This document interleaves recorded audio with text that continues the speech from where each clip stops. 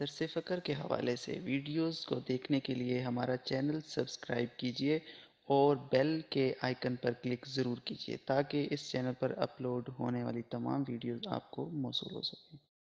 السلام علیکم مخدوم صاحب۔ وعلیکم السلام۔ ہم نے فقر کے حوالے سے کافی آپ کے بارے میں سنا ہے اور آپ کی تقاریر بھی کچھ وقتاً فوقتاً ہمیں موصول ہوئیں، تو ہم باقاعدہ چاہ رہے تھے کہ آپ سے کچھ سوالات کریں فقر کے حوالے سے کہ یہ فقر در حقیقت ہے کیا؟ بسم اللہ الرحمن الرحیم۔ بہت اچھا سوال کیا۔ میں بھی چاہتا ہوں کہ دنیا کو پتہ چلے کہ فقر کیا ہے۔ فقر کبریائی کا سچ ہے۔ فقر اللہ اکبر کا موجود ہے۔ جب ہم اللہ اکبر کہتے ہیں تو اس کا مطلب یہ ہے کہ پوری کائنات محتاج ہے، جس طرح قرآن پاک میں فرماتے ہیں یا ایھا الناس انتم الفقراء الی اللہ وہو غنی الحمید، یعنی اس میں پورے انسانوں کو فقراء کہا گیا ہے۔ یا ایھا انسان، مومن کا لفظ نہیں ہے یہاں پہ، انسانوں میں بادشاہ بھی ہیں، امیر بھی ہیں، غریب بھی ہیں، تو سب فقیر ہیں۔ وہو غنی الحمید، کیونکہ وہ ایک ہی غنی الحمید ہے، کیونکہ محتاج کائنات ساری، جس طرح علی پیشوا فرماتے ہیں کہ کل شیء خاشع فقیر، کہ ہر چیز خشوع کے ساتھ فقیر ہے۔ تو فقر محتاجی ہے خالق کے سامنے، کسی چیز کا بھی محتاج ہونا فقر ہے، اس لیے فقر موجودات پہ محیط ہے۔ اور فقر کائنات کی اگر آخری سطح پہ آپ فکر کی اور دانش کی اور عقل کی آخری بلندیوں پہ آپ جائیں تو وہاں آپ کو پتہ چلے گا کہ کائنات کے سب سے جو دو بڑے سچ ہیں وہی خالق کی کبریائی اور مخلوق کا فقر و محتاجی ہے۔ تو اس لیے یہ فقر ہی ہے جو خالق کی حقیقت کو پیش کرتا ہے، کیونکہ اگر ہم خالق کو نہ مانتے تو تمام کائنات جو ہے یہ ایک محتاج موجودات کا مجموعہ ہوتی، اور محتاج موجود جو ہوتا ہے وہ بذات خود محتاج ہوتا ہے، تو وہ کسی کا خالق نہیں ہو سکتا، وہ کسی کا مالک نہیں ہو سکتا، کیونکہ جب وہ خود محتاج ہے تو کوئی چیز کے سامنے تو وہ محتاج ہوگا۔ پھر اسی طرح سلسلہ چلاتے جائیں کہ محتاجی، تو پھر کائنات ایک محتاج حقیقت بن جائے گی، اس میں خالق کا وجود ایک محتاج نظر آئے گا۔ تو اب جو خالق جس کے سامنے محتاج ہے تو وہ کبریائی ہے۔ تو اس لیے ہمیں خالق کی حقیقت وہاں سے ملتی ہے۔ اور فقر جس طرح فرماتے ہیں کہ علم کے تین زینے ہیں، اور العلم و ثلاثت اشبار، ان تین اس کے زینے ہیں۔ تو جو پہلا زینہ عبور کر لیتا ہے وہ تکبر کرتا ہے، عالم ہونے کے گمان کرتا ہے۔ جو دوسرا زینہ عبور کر جاتا ہے وہ گناہ سے پچھتاتا ہے، نفس کی محافظت شروع کر دیتا ہے۔ اور علی پیشوا فرماتے ہیں من واصل شبر الثالثہ، جو آخری زینہ عبور کر جاتا ہے تو وہ فقر میں آ جاتا ہے، کیونکہ علم کے کمال پہ اسے معلوم ہوتا ہے کہ وہ تو کچھ نہیں جانتا۔ جس طرح مولانا روم نے فرمایا تھا کہ بدام روغن خشکی دینے لگ جاتا ہے، حریر قبض کرنے لگ جاتی ہے اگر مالک کی مرضی نہ ہو۔ تو اس لیے جو ہے فقر ایک حقیقت ہے، کائنات کا سب سے بڑا سچ ہے۔ فقر جو ہے، محتاجی جو ہے، مخلوق کی محتاجی اور خالق کی کبریائی، یہ بہت بڑا سچ ہے۔ ہمارے ائمہ پاک نے بھی فقر کے متعلق فرمایا کہ فقر ہی وہ حقیقت ہے کہ جو دو جہانوں کی سلطانی کا تاج ہے۔ اپنے ایک فقیر کو امام جعفر صادق پاک فرما رہے تھے کہ فقر کے تکیے کو تازہ رکھ ہمیشہ، کیونکہ فقر ہی، جتنا احساس آپ فقر کا کریں گے، اپنے اندر جتنی آپ کے خالق کی سامنے محتاج ہونے کا احساس کریں گے، تو اتنا ہی آپ خالق کی کبریائی کے گواہ بنتے جائیں گے، خالق کی کبریائی کی تصدیق بنتے جائیں گے۔ تو فقر جو ہے اس کی کبریائی کی تصدیق ہے اور محتاج پہ محیط ہے۔ اس کی تعریف اگر میں شروع کر دوں تو آپ دیکھیں گے کہ قرآن پاک پڑھ لیں مثال کے طور پر، وَلِلْفُقْرَاءِ الْمُهَاجِرِينَ الَّذِينَ، آیت میں اللہ فرمائے کہ وہ فقراء، ان فقراء کے لیے جو میرے رضا کے متلاشی، یبتغون فضلا من اللہ ورضوان، جو میری رضا اور میرے فضل کے متلاشی ہیں، ینصرون اللہ ورسولہ اولئک هم الصادقون، تو وہ میرے بھی میں ینصرون اللہ ورسولہ، وہ میرے بھی مددگار ہیں اور میرے رسول کے بھی مددگار ہیں. سبحان اللہ. تو آپ خود فقر کی عظمت کا اندازہ خود لگائیں کہ اللہ فرماتا ہے میں ہر کسی کا مددگار ہوں، ہر کسی کا پالنہار ہوں. تو فقراء کی آیت میں فرما رہے ہیں کہ وہ میرے اور میرے رسول کے مددگار ہیں. وَأُولَٰئِکَ هُمُ الصَّادِقُونَ، اور وہی سچے لوگ ہیں. تو فقر میں پوری کائنات سما جاتی.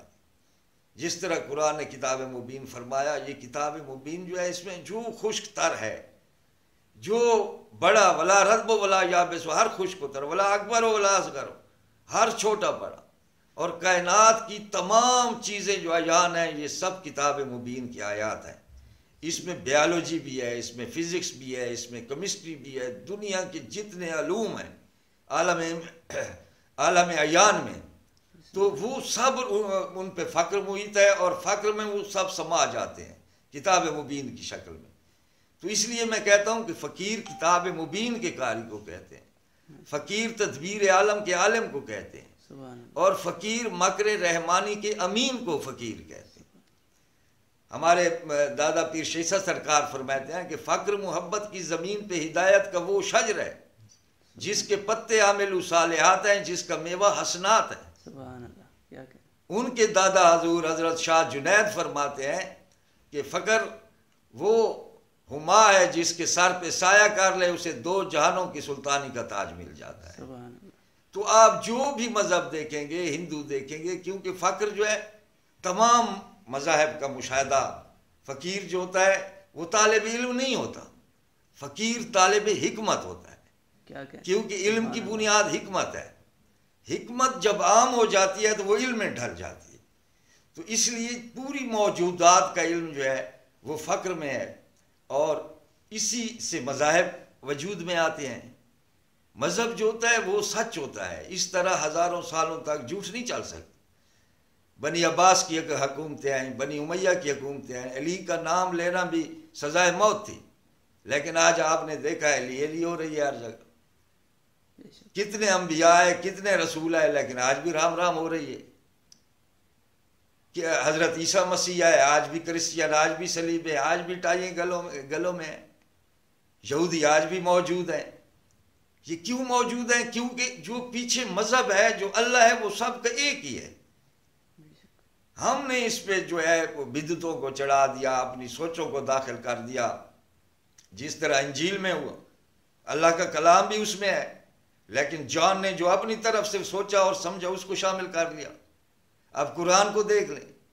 قرآن کا آپ جب ترجمہ پڑھتے ہیں تو آپ ترجمہ پڑھتے ہیں، جو میں نے سمجھا ہے وہ پڑھتے ہیں، جو آپ نے سمجھا ہے یا کسی عالم نے ترجمہ کیا ہے تو جو عالم اس لفظ کو، جو قرآن کے لفظ ہیں اس پہ آپ جائیں تو آپ کو پتہ چلے گا کہ کائنات کی ہر چیز کی ایک بنیاد ہوتی ہے، ایک اس کا وجود ہوتا ہے اور پھر دوسرا موجود ہوتا ہے. تو یہ کتاب مبین کے الفابیٹ ہیں.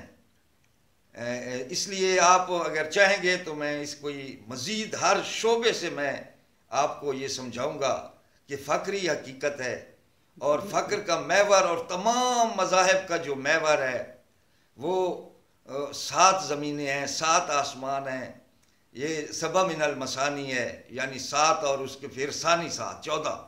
تو یہ انجیل میں بھی سبع من المثانی کا ذکر ہے، شیوا میں بھی ذکر ہے، وشنو دیکھیں ان میں بھی ذکر ہے. تو یہ آگے ہم جو آپ خود سوچتے ہیں، جس طرح عبادت شروع کر دیتے، انہوں نے بت بنائے، امیجز بنائے ان اوتاروں کے، ایلینز کے. جی ایلین کے بارے میں بتاؤں گا، کیونکہ ایلین کون ہوتے ہیں پہلے تو آپ نام سے سوچ لیں. جو آسٹریلیا کا ہے اسے آسٹریلین کہتے ہیں، جو کینیڈا کا ہے اسے کینیڈین کہتا ہے. ایلین کا مطلب یہ ہے علی والے. کیا کہنا ہے. تو یہ فقر بہت بڑی حقیقت ہے، اور فقر تمام مذاہب کو مانتا ہے، لیکن ان کی بدعات کو نہیں مانتا، بدعات کو نہیں مانتا. لیکن بعض چیزیں ایسی ہیں جس طرح ہمارے علماء کرام دیکھ، فقیر کا اور ہمارے جو موجودہ علماء کا سیٹ اپ ہے شیعہ سنی دیوبندی کے روپ میں، فقیر کی سوچ اور ان کی سوچ میں بہت بڑا فرق ہے. ان کی سوچ میں اور فقیر کی سوچ میں بہت بڑا فرق ہے. مثال کے طور پر قرآن میں تصریف اور ریا ہے، ہمارے کسی عالم کے پاس ہائیڈروجن آکسیجن کا ترجمہ نہیں ہے. اسی طرح سلم فی یستمون آیا ہے، تو چاہیے تو یہ تھا کہ ہم وہ سیڑھی ڈھونڈتے کہ اللہ فرماتا ہے تمہارے گھر کے نزدیک وہ سیڑھی ہے کہ تم دور کی خبریں سن لیتے ہو. تو اب ہمارے علماء نے اس سیڑھی کی ریسرچ چھوڑ دی، کیونکہ اصل میں یہ ہوا کہ جو علم و حکمت کا وارث تھا رسول خدا پاک اور اس کے بعد علی پیشوا، ان کے گھر کو انہوں نے دشمن بنا دیا. تمام لڑائیں وہ پھر اسلام کو ایک ایسا لبادہ دے دیا کہ مار کوٹ گلا کاٹ دو، اور علم یہی ہے کہ نماز کیسے پڑھتے تھے رسول خدا، جو ہے اس پہ ہاتھ کیسے باندھتے تھے، اور جو ہے نا یہ باتوں میں ہمیں الجھا دیا گیا. آج تک یہ پتہ نہیں چلا نماز ہاتھ کھول کے پڑھنی، کوئی کہتا ہے ہاتھ باندھ کے پڑھنی، اسی پہ ہمارا تمام علم جا رہا ہے. سطحی باتیں لوگوں کو کر کے نماز روزہ دکھا کر، اور جو ہے نا ان کو اصل حقیقت سے ہمارے اس مسلمانوں کی تنزلی کا جو راز ہے، آج جو ہم شکست کھا رہے ہیں تخلیق کے میدان میں، ایجاد کے میدان میں، تو اس کی سب سے بڑا سچ یہی ہے کہ ان لوگوں نے وہ دین نہیں اپنایا جس کے متعلق علی علیہ السلام نے ایک جگہ پہ بصرہ کے ساتھ کھانا کھایا، کسی نے دعوت کی، سرکار نے فرمایا کاش یہ لوگ مجھے امن سے رہنے دیتے اور اپنی یہ دشمنی اور پرانی حرکتیں اور سرداری کی جنگ اور امیرت کی جنگ چھوڑ کر، جس طرح مجھے اب وسائل ملے ہیں حکومت کے، یہ جنگ چھوڑ دیتے تو میں دجلہ و فورات سے کوفہ و بصرہ روشن کرتا. آج آپ دیکھتے کہ میں روٹی آپ کے گھر کھا رہا ہوں، لیکن میں وہ ایجادیں آپ کو بتاتا کہ یہ جو کہتے ہیں اہل تشیع حضرات، اور کتابوں میں آیا ہے کہ حضرت علی نے بیک وقت 40 گھروں میں ایک ہی وقت میں کھانا کھایا. تو وہ کھانا کھایا نہیں، بلکہ انہوں نے اس کا ادراک دیا کہ میں کھانا کھا سکتا ہوں 40 گھروں میں اگر یہ لوگ امن سے رہیں، اور میں وہ خدا کے راز جو ہیں اس کائنات میں ان کی تخلیق اور ایجاد پہ، جس طرح 2 انگلیوں میں مدینہ دکھانا. اب لوگ کہتے تھے یہ فقراء لوگ جھوٹے ہیں یار، ہم پہ علماء اعتراض کرتے تھے، مولوی مجتہد مجھے کہنے لگے یار مخدوم صاحب یہ کہاں سے آپ فقیر لوگ روایتیں گھڑ لیتے ہیں. لیکن اب جب موبائل فون ایجاد ہوا، آج 2 انگلیوں میں جب لائیو مدینہ دیکھ رہے ہیں، تو میں نے ان کو کہا کہ فقیر کو تو 14 سال پہلے علم تھا، اگر ایسا آلہ ان کے پاس نہیں تھا، لیکن عنوان تو تھا نا کہ 2 انگلیوں میں مدینہ دیکھا جا سکتا ہے.